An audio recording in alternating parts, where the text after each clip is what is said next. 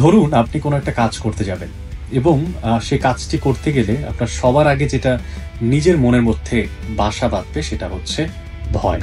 ভয় খুবই একটা ন্যাচারাল একটা প্রক্রিয়া। ভয় আসবেই, ভয় আসে।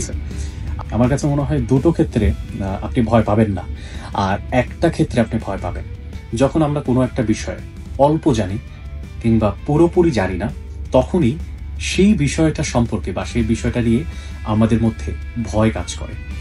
যেমন ধরুন কোনো একটা বিষয় সম্পর্কে আপনি পুরোপুরি জেনে গেলেন, তখন দেখবেন সেই বিষয়টা নিয়ে আপনার মধ্যে আর কোনোই ভয় কাজ করছে না। আবার যেমন ধরুন কোনো একটা বিষয় সম্পর্কে আপনি একদমই জানেন না, তখনও দেখবেন আপনার সেই বিষয়টা সম্পর্কে ভয় কাজ করছে না। মূলত ভয়টা তখনই কাজ করে যখন আমরা কোনো বিষয়কে পুরোপুরি না জানতে পারি। তাই এই মুহূর্তে যদি আপনার মনে কোনো বিষয়কে কেন্দ্র করে ভয় থাকে, তাহলে সেটাকে পুরোপুরি জেনে ফেলুন। দেখবেন আপনার মনের মধ্যে যে ভয়, সেটা অনেকটাই কমে যাবে। ভয় আপনার মনেও আছে, আমার মনেও আছে, কিন্তু ভয়টাকে যখন দমিয়ে আমরা কাজে ফোকাস করতে পারবো, তখন দেখবেন আমাদের কাজ করাটা আরো বেশি সহজ হবে। আমরা আরো দ্রুত আমাদের লক্ষ্যে পৌঁছাতে পারবো।